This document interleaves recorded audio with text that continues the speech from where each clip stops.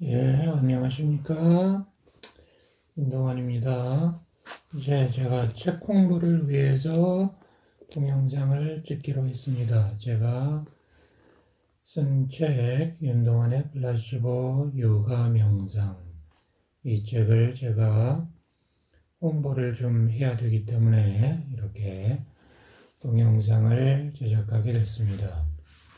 이 책은 챕터가 4개로 되어 있는데, 첫 번째는 자서전, 두 번째는 이론, 세 번째 에세이, 네 번째 미셀러니입니다. 자서전은 넘어가고요. 2부 이론에 대해서 같이 얘기를 하도록 하겠습니다. 자서전을 상당히 짧게 썼군요. 이제 보니까. 그리고 이론이 상당히 깁니다.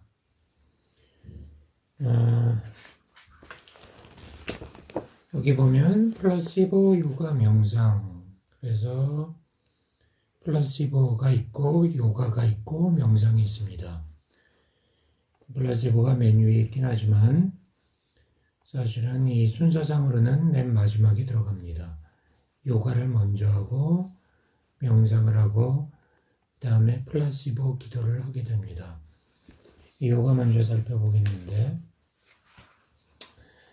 파탄잘리의 요가 수드라에는 첫 구절이 다음과 같다. 요가스 치타 브리티 니로다. 요가스 치타 브리티 니로다. 영어로 말하면 요가 is cessation of fluctuation of the mind. 요가는 마음의 움직임을 멈추는 것이다.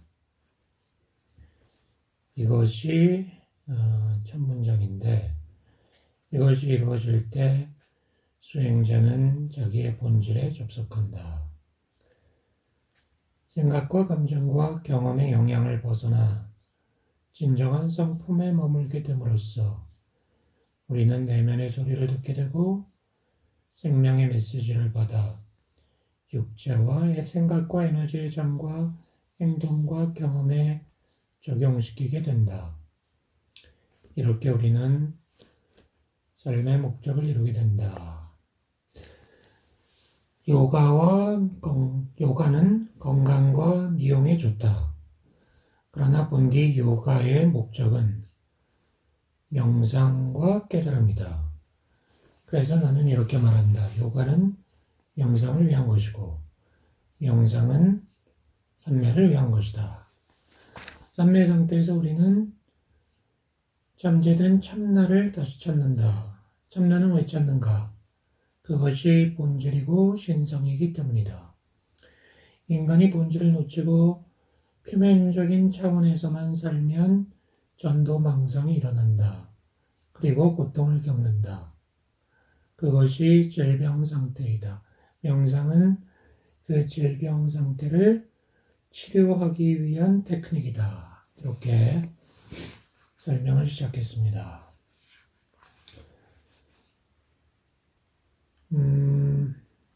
첫 번째 문장에서 우리가 알 수 있듯이 첫 번째 문장은 요가는 마음의 움직임을 멈추는 것이다. 플럭추에이션이라고 하는 것은 동요죠, 동요.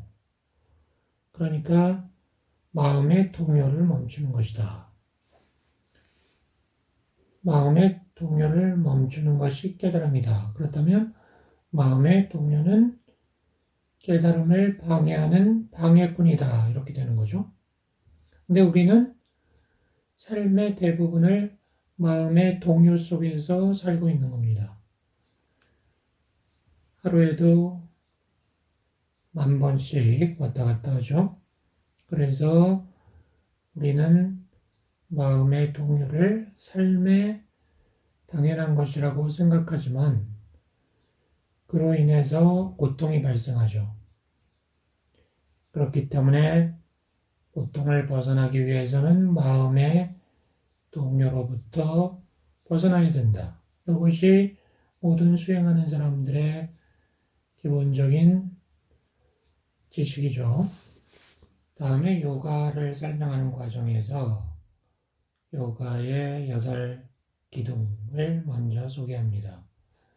요가의 8기둥이 요가수트라에 나온다. 야마, 니야마, 아사나, 프라나야마, 프라티하라, 다라나, 디아나, 사마디. 이것이 8기둥이다. 8단계를 통해 요가가 완성된다. 첫 번째, 야마란 무엇인가? 야마는 금계입니다. 금지하는 것. 그러니까 우리가 영적인 차원에서 성과를 거두기 위해서는 우리는 금지해야 되는 것들이 있습니다. 나쁜 것들, 폭력을 자제해야 되고, 거짓말을 하지 말아야 되고, 도둑질을 하지 말아야 되고, 음행을 자제해야 되고, 집착을 자제해야 됩니다. 6가지를 얘기하고 있죠. 한마디로 잘못된 행위를 해서는 안 된다. 뭐가 잘못된 행위냐? 뭔가 남에게 해가 되는 행위가 잘못된 행위다. 그것을 행하게 되면 우리는 그걸 갚아야 된다. 그러면 갚느라고 시간을 다 소비하기 때문에 얽혀있는 문제를 해결할 시간을 확보를 못하는 거죠. 그래서 먼저 더 얽히게 하지 마라. 도덕적으로 잘못된 행위를 하는 것은 우리의 행위를 더디게 만든다 이거죠. 그래서 먼저 계율이 있는 겁니다. 하지 마라. 첫 번째가 아임사. 남을 죽이지 마라. 아임사. 아임사는 다른 인간뿐 아니라 다른 동물, 식물도 포함되겠죠. 어떻게 보면 다른 생명체를 죽이지 말라는 계율이다.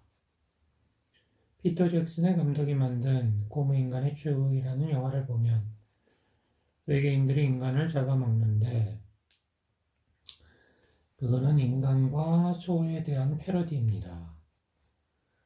인간이 외계인한테 먹히는 걸 원하지 않는다면 우리도 소를 먹는 것을 제고해 봐야 된다. 인간을 먹는 외계인들이 인간에게 괴물이라면 소를 먹는 인간도 소들에게는 괴물이다. 피터 싱어는 그에 져서 동물 해방에서 같은 고민을 했다.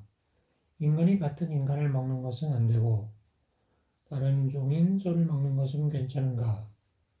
소를 안 먹으면 인간이 죽는 것도 아닌데 왜 꼭 소를 먹어야 하는가? 이런 질문을 하면 꼭 이렇게 말하는 사람들이 있습니다.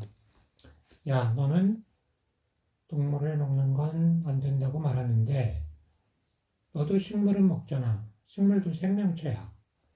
너도 생명체를 죽이고 있는 거야. 뭐가 달라? 이 질문에 대해서 좋은 답변이 옛날에 있었는데 제가 지금은 잊어버렸는데 어쨌거나 이 정도로 말할 수 있겠습니다. 본질적으로 생명체를 죽인다는 것은 같지. 그렇지만 그렇다고 너는 너의 애견, 반려견을 잡아먹진 않잖아. 왜? 그거 안 먹어도 지장이 없으니까.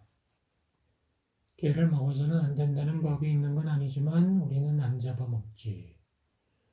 개는 우리와 친밀한 관계를 맺고 있으니까. 소도 생물이고 쌀도 생물이지만 쌀은 먹어도 소는 안 먹는 게 좋은 이유는 동물은 인간과 더 친밀함을 가지기 때문이야.